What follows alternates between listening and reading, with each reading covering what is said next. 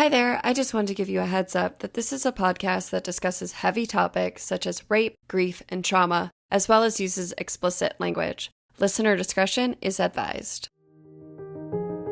Welcome to New View Advice, a safe place for you to ask your most vulnerable questions about life, relationships, healing, and so much more.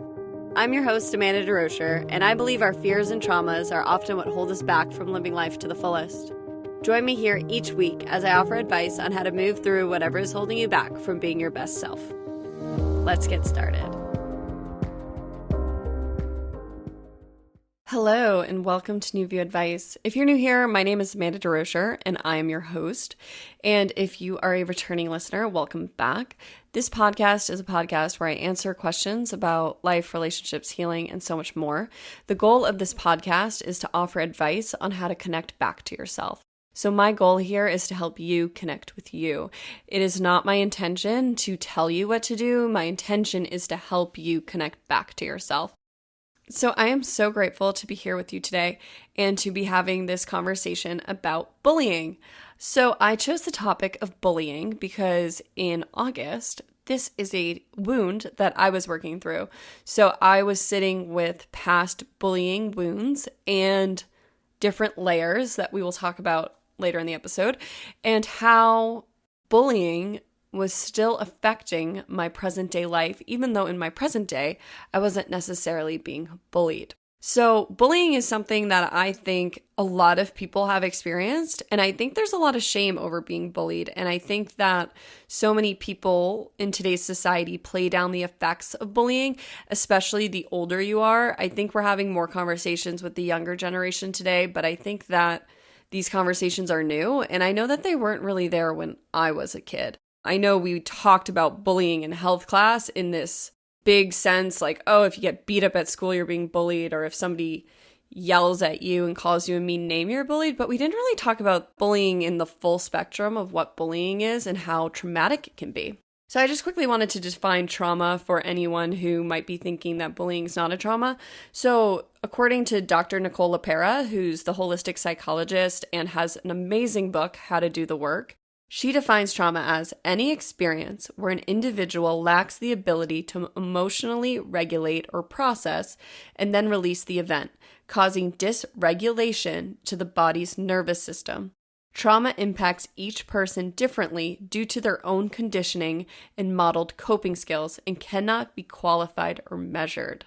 I absolutely love this definition of trauma because this has been my experience, and I really agree with the fact that we can't judge each other's traumas and we can't compare because different things can affect different people differently. And it depends on what your home environment was like. It depends on what your coping skills were. It depends on how safe you feel. There's so many factors that come into how trauma affects you and how it can get stuck in your body. So two people could be called fat. One could just let it go. And one could be traumatized for the rest of their life and develop an eating disorder. We don't know. And it is not our responsibility to judge others' trauma. It is our responsibility to heal our own trauma. So I'm really excited to have this conversation today because I really feel like bullying can be so traumatic because I've really looked at how much being bullied affected my own life. So I'm going to do a little intro today where I'm going to talk about my experience, and I'm going to walk you through how I knew I was triggered, how I healed this trigger, where I'm at now, and just walk you through an example of healing a past wound. And then I'm going to answer two questions today from two people who have been bullied in their past and have awareness about how it's affecting them in the present moment.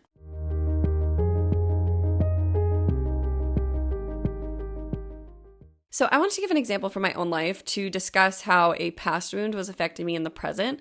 For anyone who's new to this concept and is learning to look at their wounds and to see where they're triggered, I thought that this might be a great example to show my process and also maybe for you to reflect on a place where you feel triggered in your own life and how that might not be what's happening in the present, but it might actually be connected to something in the past. So for me, the wound that was up was this bully wound. That's what I'm going to call it.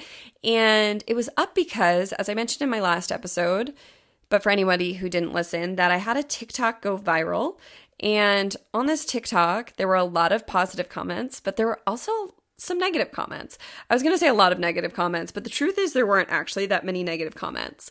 But I felt like there were a million, but there were probably like 1% negative comments.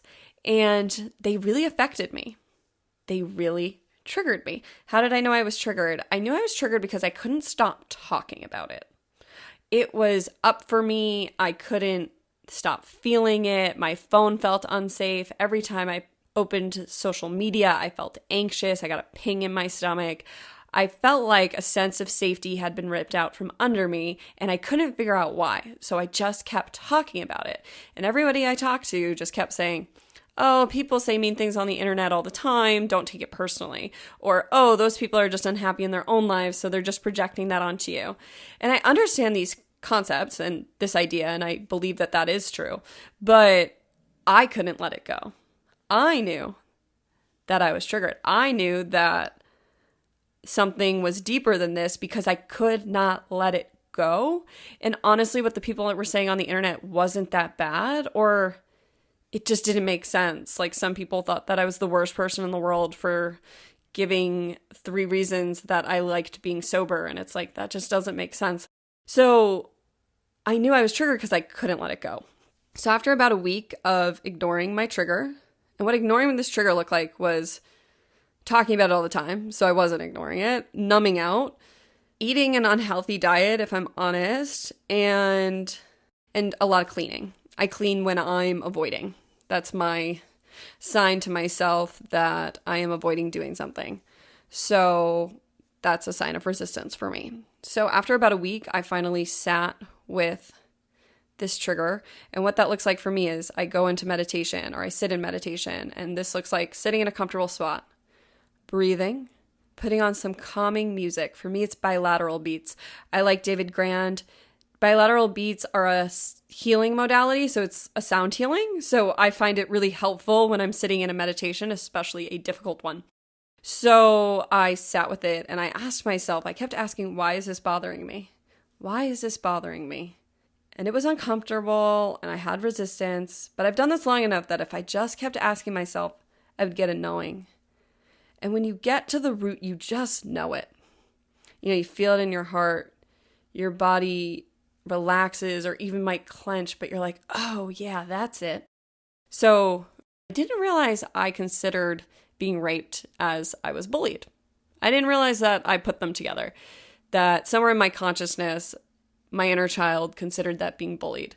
And now I'm like, this obviously makes sense, because bullying is to seek harm, intimidate, or coerce someone perceived as vulnerable, and you're no more vulnerable than when you're being raped. So of course, this is a form of bullying. Of course it is. But I had never put it together. So being triggered on TikTok actually triggered a wound that did with rape. They don't seem like they correlate necessarily, but they did, because what happened with the TikTok was that my sense of safety was ripped out from under me. A safe place, social media, where I usually use it to numb and zone out, was all of a sudden a place where I was getting hit with negative comments. And that was something new for me. And that was a trigger for me. They don't necessarily have to make sense, but the wound added up. Because being seen on TikTok at such a high level reminded me of being seen in high school. And after being raped in high school, I didn't want to be seen at all. I wanted to hide under a rock. I couldn't even be in my own skin anymore. When I think of high school, I think of feeling like I'm almost half outside my body, and that when I ever dropped down into it a little bit, my skin was on fire. Like, it was like spiders crawling all over me, because it was so uncomfortable to be grounded in my body, because there was so much unresolved trauma in it that I literally was running on fight or flight constantly. It did not feel safe in my body. So I bring this up only because this is what came up for me from a TikTok, right? Does it necessarily make sense to you? It doesn't have to. It aligned for me. That wound triggered this wound. And so I had to heal it. And how do you heal it? I sat with it, and I let myself have a lot of hard feelings that I hadn't allowed myself to have. I cried a lot. I screamed a lot. And I forgave myself for being vulnerable. Because that's something you'll find if you have a bully wound, that so many of us have decided it's unsafe to be vulnerable after being bullied. That being our vulnerable, authentic selves oftentimes got us into trouble. And so I had to forgive myself for that. I had to love myself for being 14 years old, for feeling so old at that time, and now seeing how much of a child I still was. And I realized how much this wound, how big this was, and how this had actually kept me in fight or flight around other humans. So I can be really relaxed by myself, but I realized being around others, I still would fly into fight or flight, and even just talking to others. So I took the month of August to detox off fight or flight. What did this look like? I did nothing. And this was part of my healing, because the more I allowed myself to drop into my body, the more present I got, the more relaxed I got, another layer would appear, another memory would appear, another moment or another feeling would arise. Because the fight or flight was me running from not the actual incident, right? I'm in the present moment. I'm very safe. I'm nowhere near these people. And I'm in the present, but the feelings are still stuck in my body. So I'm running from my own self. I'm running from my own body in this moment. So the more I allowed myself to relax, the more I was able to allow this to move and heal. So as I mentioned, to heal it, I brought awareness to it. So just allowing this moment and this realization into my consciousness brought healing in and of itself. I sat with it every day. I allowed myself to feel my feelings, and there were a lot of hard feelings that needed to be felt. But as I brought this memory to my awareness and this connection to my awareness, and I allowed myself to cry, I was able to move that energy. By just focusing on the trigger in the TikTok and allowing myself to maybe feel feelings there, it wasn't connecting me back to the original wound. I had to bring awareness to the original wound, the bullying in high school, and then I had to sit with that and then allow myself to feel those feelings. So cry, yell, just feel depressed. I really allowed myself the time to just sit with how sad that was, that I had to experience that I lived through that I didn't have any support system at that time, that I didn't have a friend system to support that. Those were all real things I experienced I had to sit with. And so every day I sat with it, and every day we would feel, and maybe a new layer would arise, a new memory attached to it, because this one incident of being raped, and if you have a big trauma in your life, you may be able to relate to this, that wasn't the only trauma that happened, right? That had a ripple effect. And it had incidents with other people, my parents, other friends, girls, the girl who brought me there, the guys involved, how I would still see them, the school system I went to, and how that one incident affected so many other areas of my life. And how for me, because I didn't have the support system to help me work through this at the time, what was confirmed over and over again throughout the rest of high school was how unsafe it was to be in my body. So through bringing this incident to my awareness, I was able to see the ripple effects. I was able to heal it, and I was able to sit with it and feel it. And so to heal it, you have to feel it. And I had been avoiding feeling it for a very long time. And even though I've sat with it, I will say that by being sober, I wasn't able to numb in the same way I used to. And that all I could do was sit with it and to feel it and allow it to move. And it took me about 2 weeks of just allowing myself to be really sad. And after 2 weeks, I did a ceremony. I felt ready to let this go at a whole new level. I felt ready to offer forgiveness to the people who had harmed me. And I most importantly felt ready to offer myself forgiveness in a way I hadn't allowed myself before. And so what this looked like for me was I drove to one of my favorite places in the world. I drove to Sedona. You can do this in your own backyard, but I think Sedona has amazing healing energy. And there's something about taking a pilgrimage. I'm reading the book, The Power of Ritual, and he talks about how pilgrimage doesn't have to be this week-long thing. It can be in our daily lives. And it's just setting the intention to be present with nature and maybe to bring a healing element to that. So for me, my intention was to go to Sedona with a crystal and to leave that crystal behind, to represent leaving this wound behind.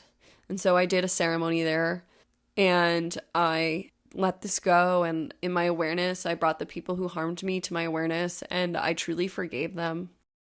And As I've mentioned before, forgiveness isn't for them, for the people who have harmed us. Forgiveness is for ourselves. We forgive to let go so that we can move forward, so that we can let these burdens off our backs, so that we can live as lighter beings, and so we can live with more love in our hearts. I knew I hadn't fully healed this, but I was in denial of it. But how I really knew I still hadn't healed this was if I sat with this image or if these people came to mind, I would imagine myself harming them, physically harming them. And for me, this is a sign I haven't healed something if I imagine physical harm on someone. And for me with rape, I mean, to be honest, and I admit this openly because I think this is very common for rape victims, I would wish physical harm on the people who did physical harm to me. And I'm not a physically harming person. I don't harm people physically, but I had experienced such a life-threatening experience that, yeah, in some of my deep, dark fantasies, I would imagine killing these people. And I've read many books on rape, and that's a very common thing. So if you live with that, just know you're not alone and that it's common. And it's, to me, a sign that there's still something to be healed. And so for me, now I view these people and it's more neutral.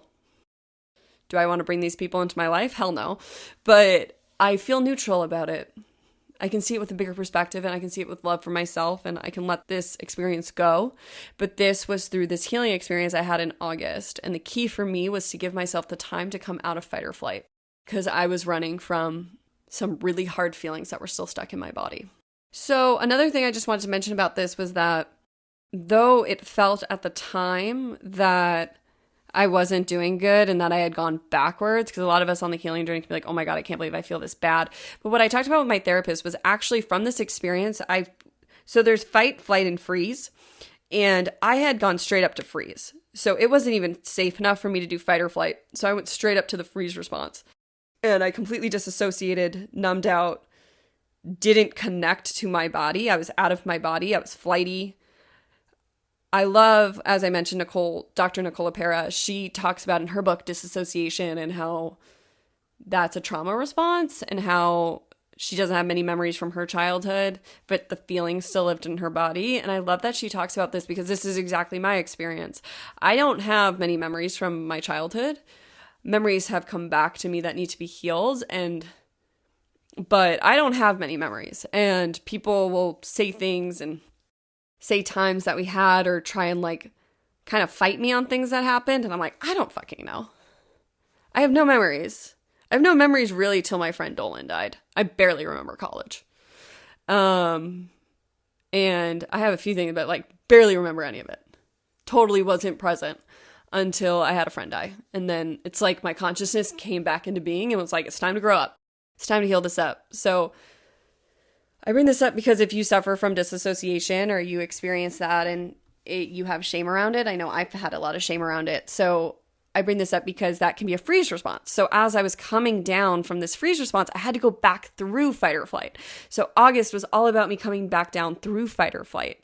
And so I actually had to feel those feelings of fight or flight along with the anxiety, the depression, the sadness, the terror. Oh my gosh, so much terror.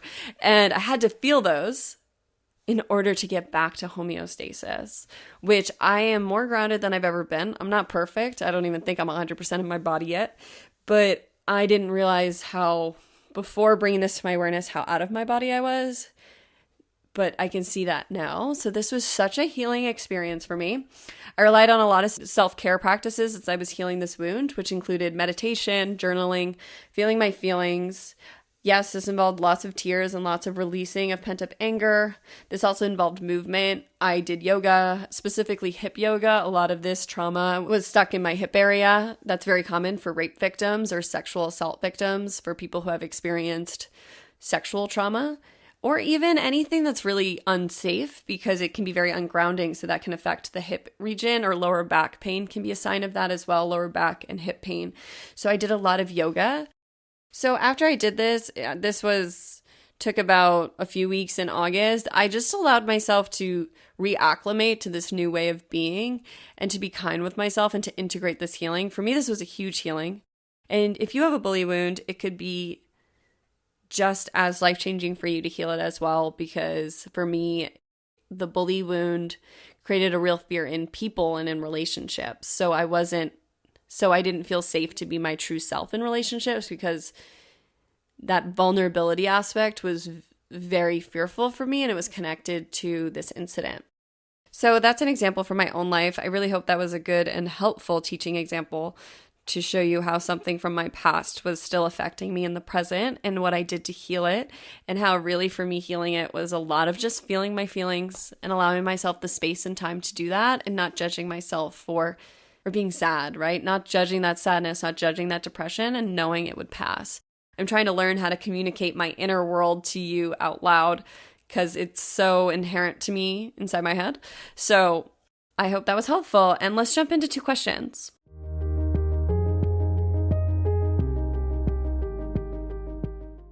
Dear New View Advice, when I was in high school, someone started a rumor about me that I was a slut because I slept with a guy at a party.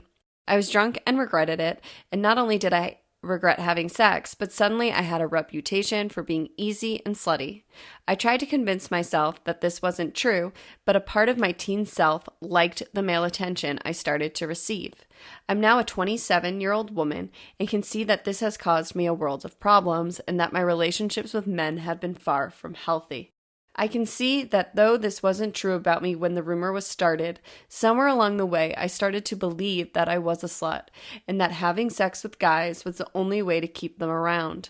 I've been working on healing my relationship with men, but I realize this rumor really got in my head and is something I need to heal, but I don't know how. How do I heal this if I now see that I have been a slut and this rumor is true? Any advice? Thank you so much for this question. This is a really vulnerable question, and I think so many people can relate to this question. So I really thank you for writing this in and for having so much awareness. You have so much awareness around this core belief. And what I mean by core belief, it's a belief that you believe about yourself. It doesn't necessarily mean it's true. And you have so much awareness and consciousness. And I love how you've brought up how you can see that this incident is affecting your present day life and you're looking to heal this. That's an amazing intention that you're ready to heal this wound and you're ready to move past this experience. And I just really want to thank you and say I am so proud of you. That's an amazing awareness you have. And I'm really grateful you wrote this question in. So I just want to start by saying I'm so sorry this happened to you. And I'm so sorry for anyone who's experienced anything like this. The teen years are hard. It's still childhood, and we're learning different things in childhood. So this question has a lot to do with sex and the relationship between men and women. And I think that becomes really prevalent in our teen years, and we can have a lot of wounds and a lot of childhood patterns that are created because these are new issues arising, new topics that are arising, moving into adulthood that we didn't necessarily experience in our first 12 years or our first 10 or whatever amount of years, that these years can still have very lasting impacts, just like childhood wounds. So I want to thank you for asking this question because it's so important for us to have this conversation. So the teen years have so much change and are really when we start to crave adult independence, and this can bring a lot of challenges with it. So many of us don't have parents who were emotionally available when we were teenagers, so we were left to figure out much of this transitional stage on our own. And sex and relationships are two of the things that we're really learning so much about in our teen years and start to form real belief systems around. And it's really unfortunate that so many of us didn't have parents we could rely on to really teach us about sex in a healthy way, relationships in a healthy way. So we're left to figure it out on our own. And oftentimes that means we're learning from our peers. So that would mean if you're 14, you're learning from other 14-year-olds. And if you can hear it now, that's really problematic. So it's children learning from other children about adult situations and adult topics that can have lasting and devastating effects. So it's so important if you have children to have these conversations with them, to be an open and safe place for them to come to. It's uncomfortable to have these tough conversations with your kids, but I also think that it's really important because you might see in your own life, as I've seen in mine, how devastating leaving kids to learn these things on their own can be. So I want to start backwards with your question and start with how you ask how you can heal this if this is true. So I want to challenge your belief, and I think you're a woman who has an inner teenager who needs to be seen and heard and healed.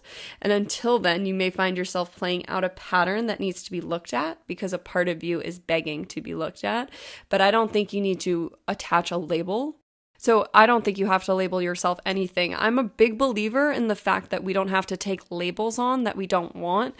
There are beliefs attached to labels, so how you're conflicted with this slut label is you are coming up against beliefs and what you know about the word slut, and having been called a slut in your teen years has left an effect on you, an imprint on you. And now you're like, what if I do sleep around? Does that make me a slut? And I invite you to not label yourself, or to sit with yourself and, as I mentioned, see what the real label is. And I think it's an inner teen who has a wound that needs to be looked at. I really think we need to stop labeling ourselves with harmful words or with words that make us cringe or feel shameful.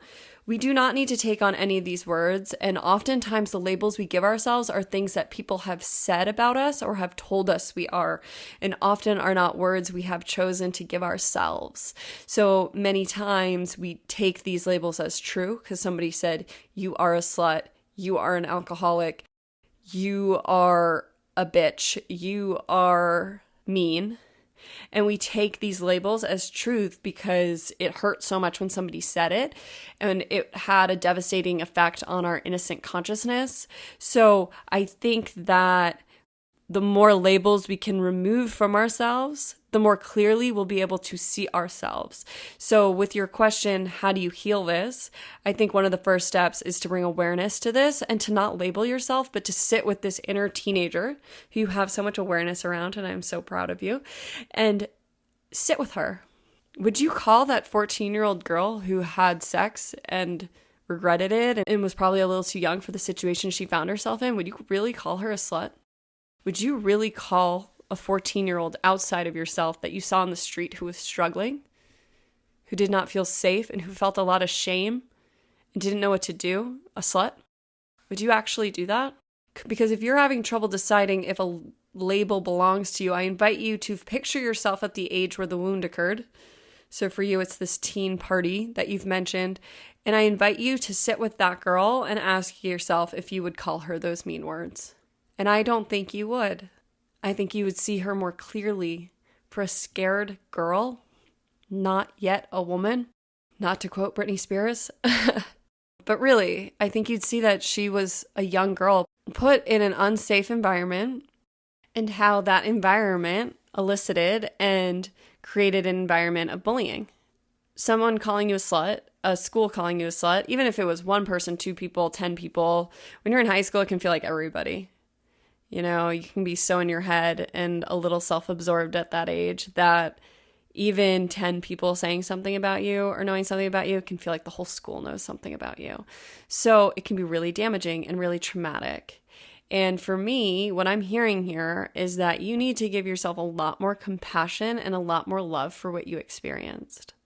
I think you've brought a lot of awareness to this, but I think you need to feel a little bit more of this. And I invite you to really view this version of yourself outside of yourself. So you can sit in meditation, visualize in your third eye, or you can journal to this version of yourself. But I want you to really look at how old you were when this happened and how it was not your fault, how you were not a slut, how you were put in an adult situation at a young age, how whatever was going on in your home life may have contributed to you ending up in this situation, how it was not nice, how people chose to call you a slut and shame you for what happened. That's a real mixed message in the world we live in. And you received a mixed message of, I'm a slut, but I get attention. So it's a bad thing, but a good thing.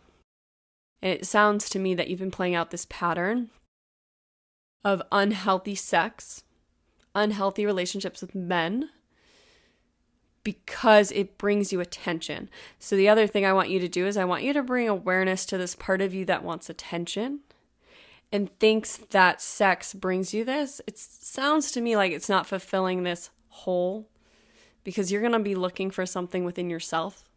or for something to be healed. Oftentimes, relationships with men and patterns with men can reflect our father wounds. And people hate to hear that, but it's just true. So if you didn't feel safe with your father, you might not feel safe with other men. So I want you to, as you are healing this and really looking at yourself and really looking at the age you were and healing this, I also want you to reflect on your relationship with your father and see if there's any correlation there.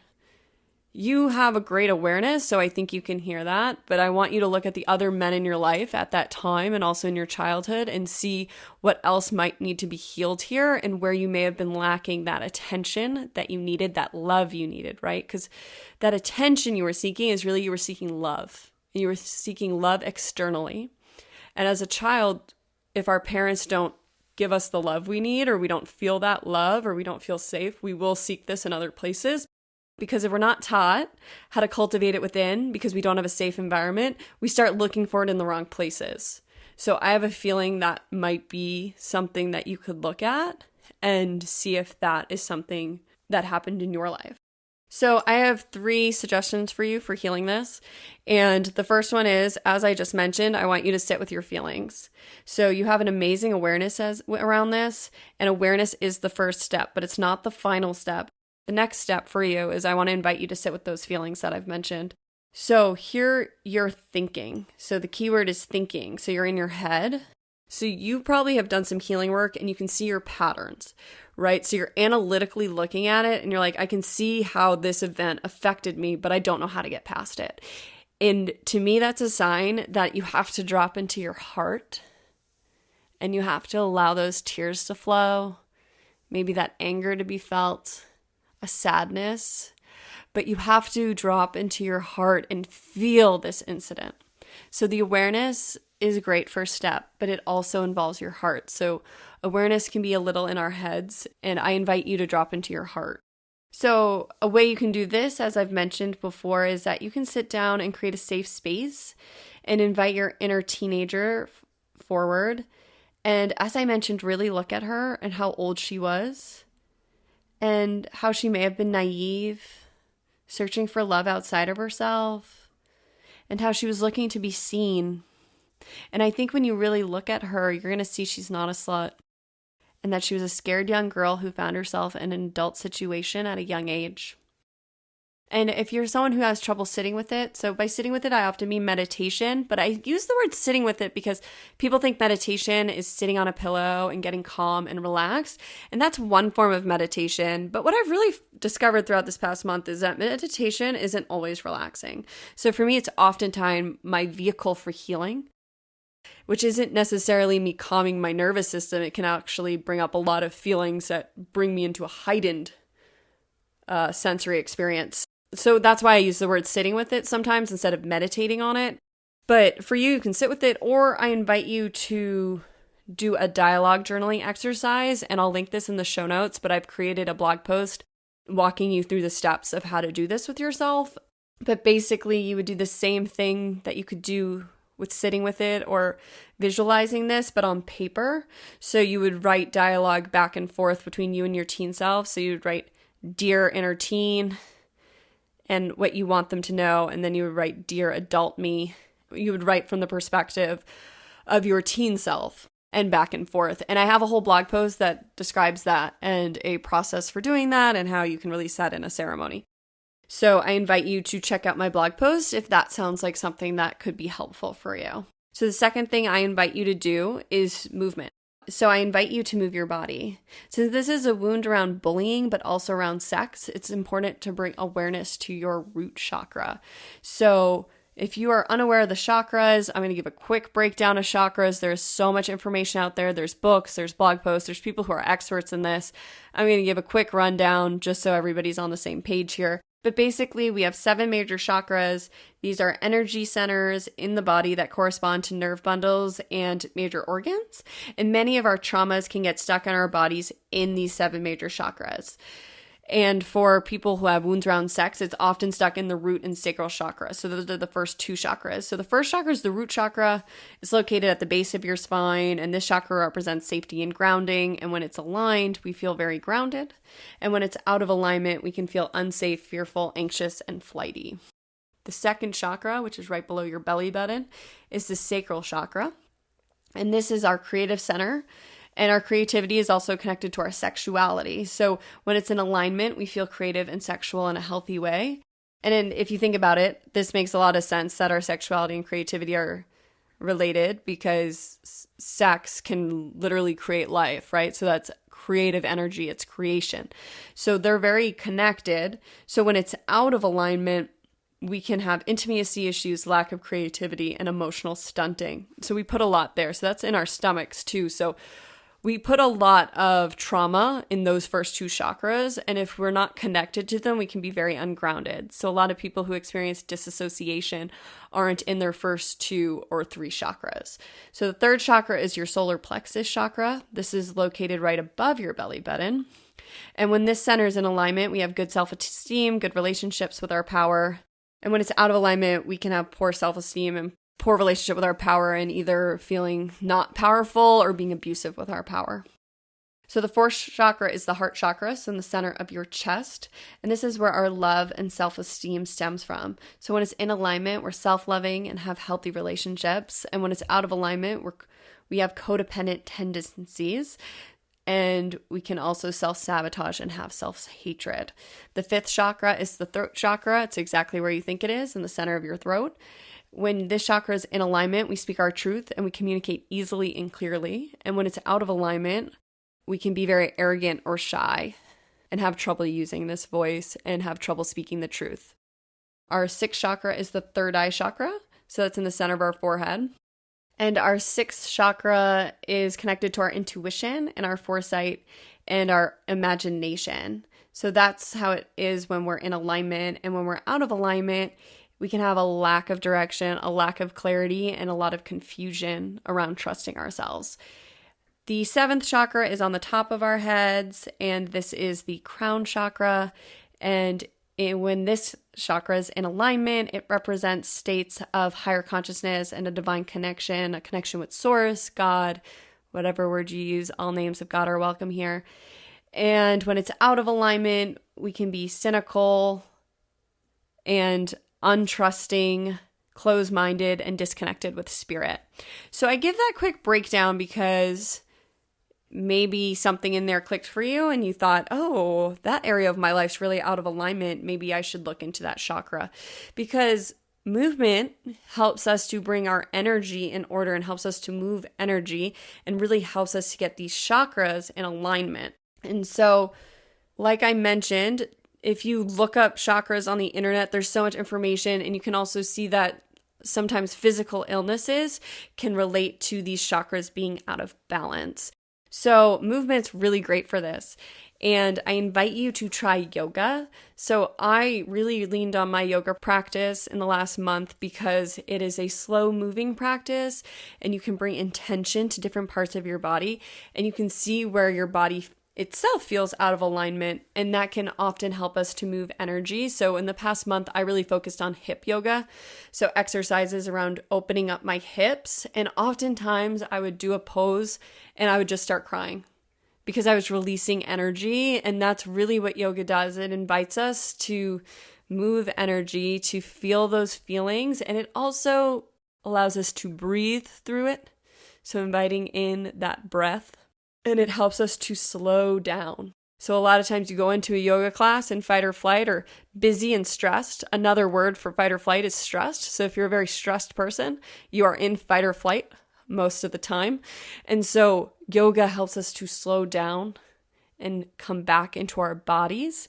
Another great kind of movement is intentional dancing. So is to find a playlist and to dance and just intuitively move your body and allow yourself to move your hips, move your upper body, move your shoulders, move your head, move your neck, whatever feels right, and just to move with the music. Because these slow type of movements help us to, like I said, move the energy. Whereas cardio can actually keep us in that fight or flight response if we're already in it, because it can keep you in that fight or flight. So it can be really stressful on the body, and it won't necessarily have the same intention that we're going for here. So we're not trying here to win exercise or to be the best at exercising. We're trying to intentionally move our bodies for the healing sake, right? For healing our body. So I invite you to be really intentional with the movement practice you choose what's best for you, and to move this energy. And if one of those chakras I described, or if the chakras interest you, look them up online, but focus on moving that area that you feel like may have stuck energy.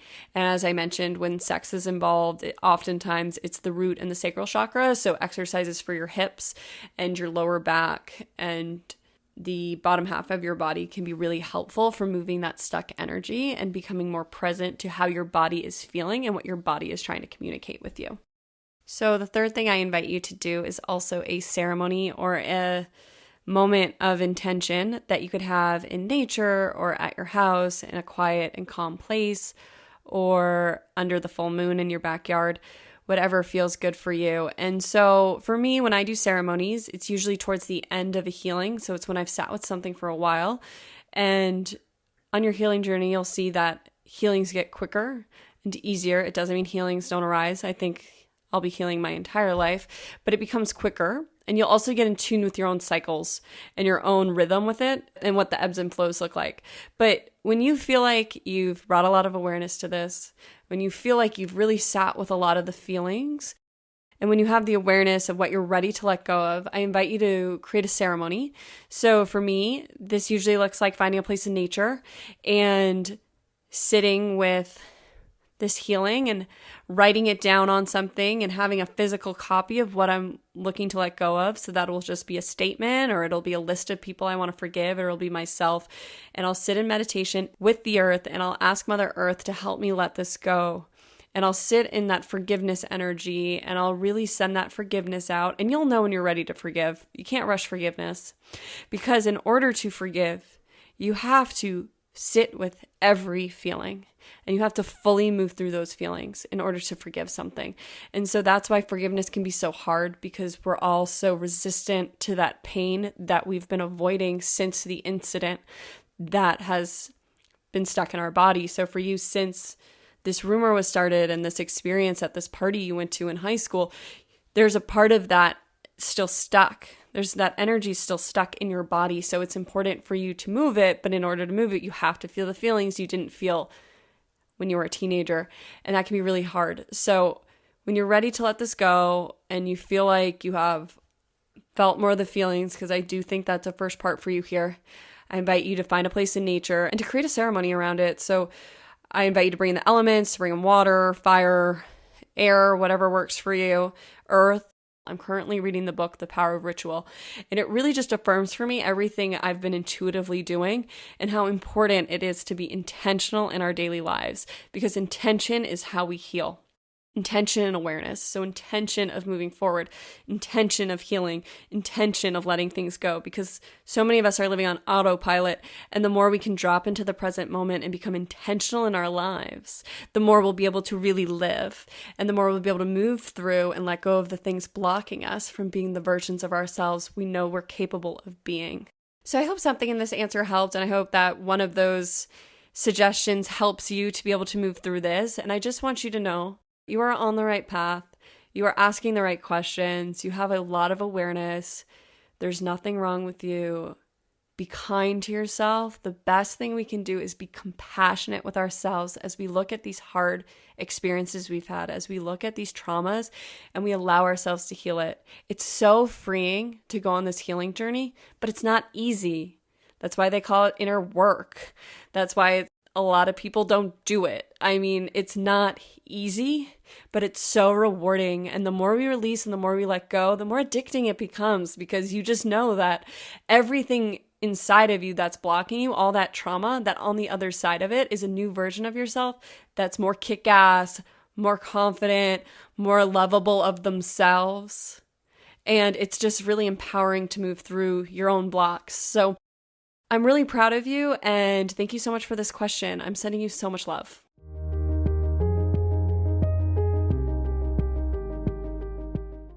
Dear New View Advice, when I was in high school, I was bullied by a fellow classmate. She was terrifying to me. She never physically hurt me, but she was so mean to me. She would say mean things when I walked by her in the hallway, or she would whisper about me when I was around. I also heard from many people that she would say nasty things about me. I was so afraid of her and was so grateful when high school ended and I'd never have to see her again. Though this was years ago, this mean girl still haunts me. Someone will bring her up, or she'll pop up on my social media, and I'll freeze. My body will panic, and I'll find myself replaying things she said about me when I was younger. I doubt she thinks about me anymore, but I'm still terrified of her. Any advice on how to let this go? Thank you for this amazing question. I love how in tune you are with your body and how able you are to describe what happens in your body when you feel triggered.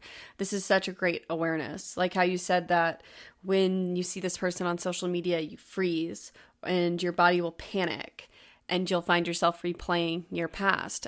That is a great awareness that so many people aren't even aware of. So thank you so much for this question. I also think this is something so many people can relate to. I know I can relate to this, and I'll talk a bit about my experience with this as a teaching example, but thank you for this question. I think this is so relatable, and I'm so sorry you experienced this. I think that what you're describing here sounds like a trauma response. It sounds like you might have some level of PTSD from having been bullied in high school, and it sounds like it was consistent bullying. So that can really create trauma in the body because you felt unsafe on a regular basis. Maybe every single day you went to school, and that can be really traumatizing. So I invite you to be kind to yourself about this and not to downplay what you experienced, because this sounds very traumatic, and I'm really, really sorry you had to go through this. I don't think anybody deserves to be bullied, and it sounds like you were bullied to a pretty big extent, and you didn't have anybody to help you through this at the time, so it sounds like your body went into fight or flight, or even into freeze, and you kind of just went through the motions to get out of high school. So to get to safety, and how you viewed that was just to manage and get through high school. So I just invite you to be really kind to yourself about this.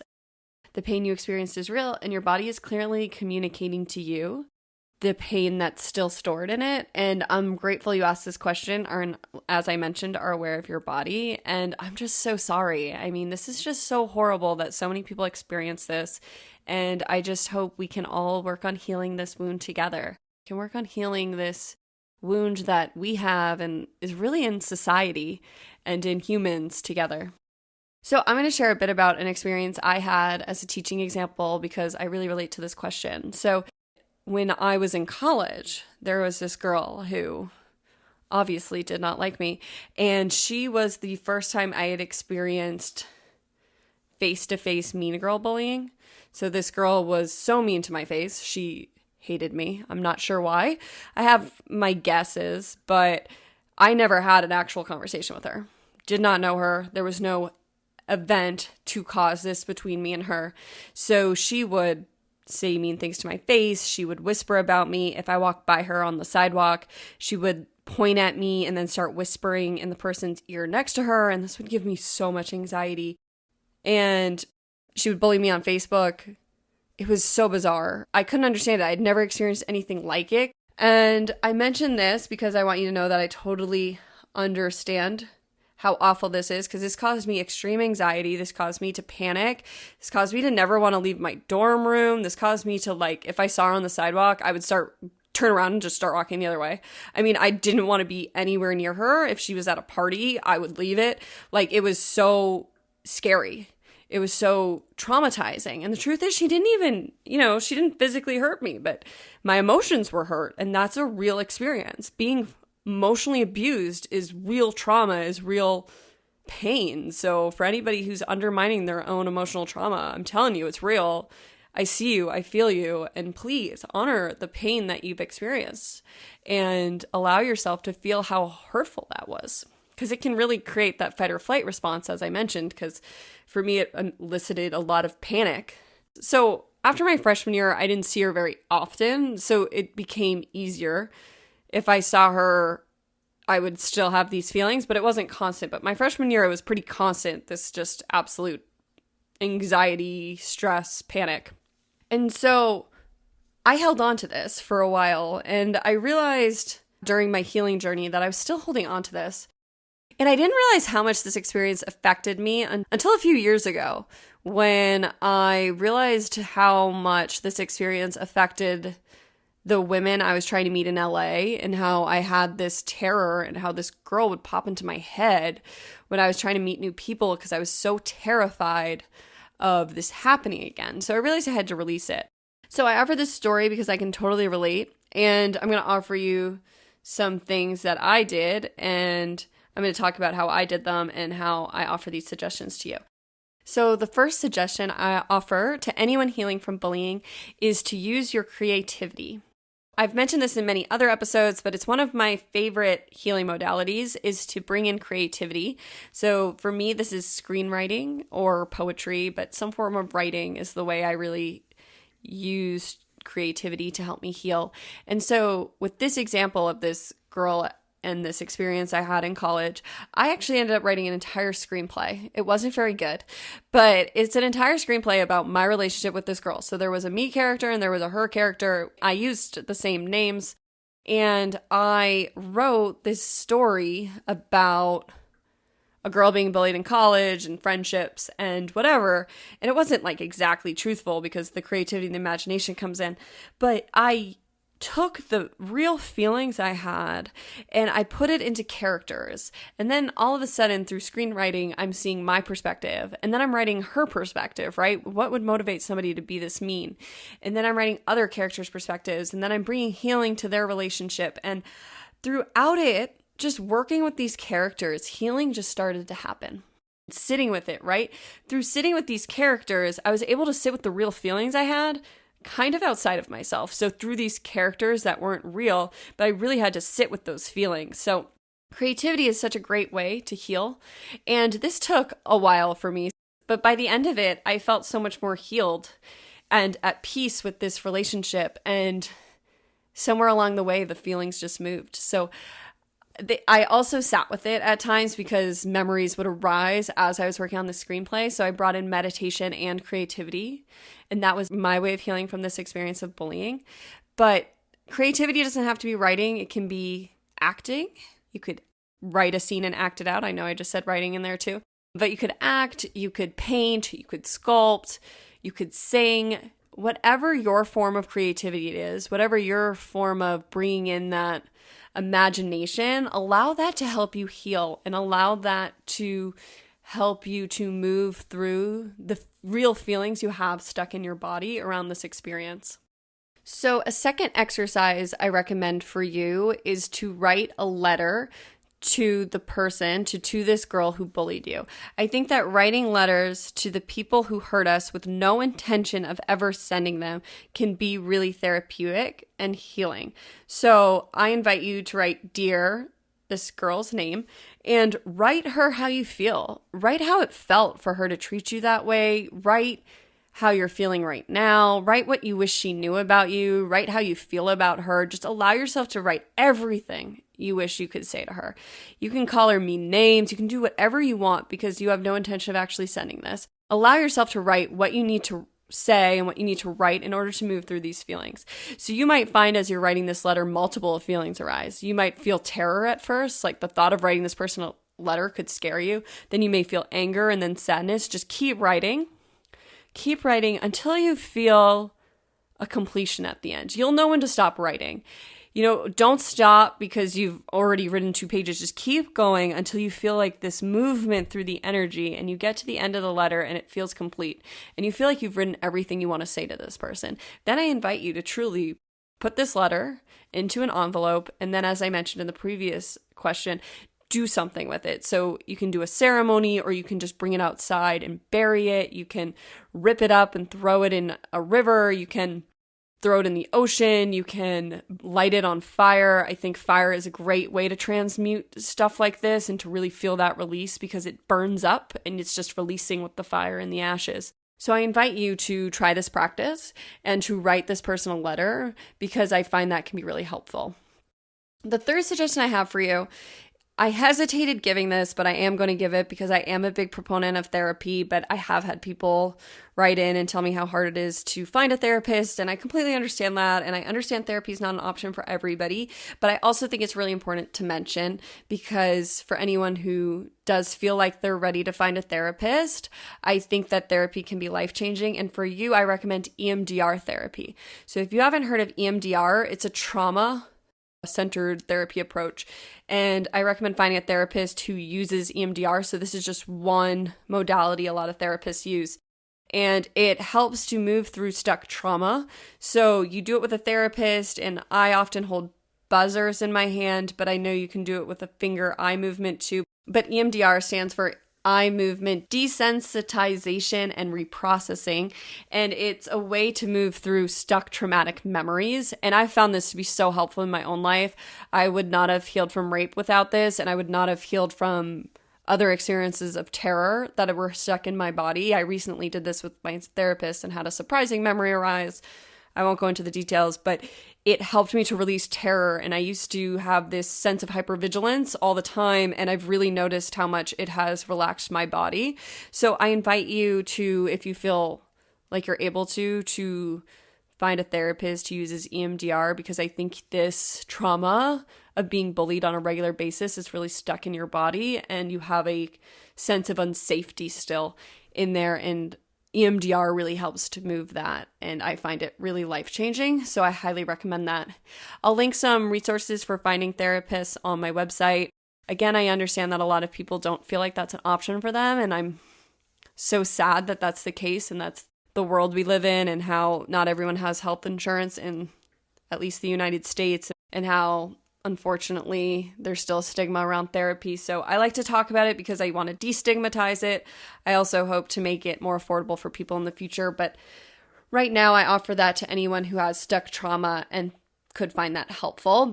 So I hope something in this answer helps. Thank you for this question. I think so many people can relate to being bullied, and I just don't think we talk about it enough. So I'd love to continue this conversation in future episodes. And please let me know if any of these suggestions help you. And I am so happy that you are looking to heal and you are bringing compassion and awareness to yourself.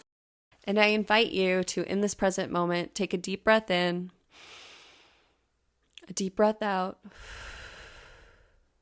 and to remember that right now, in this present moment, you are safe, you are loved, and it is safe to release this and to let go in order to let more love into your life. Sending you all my love today.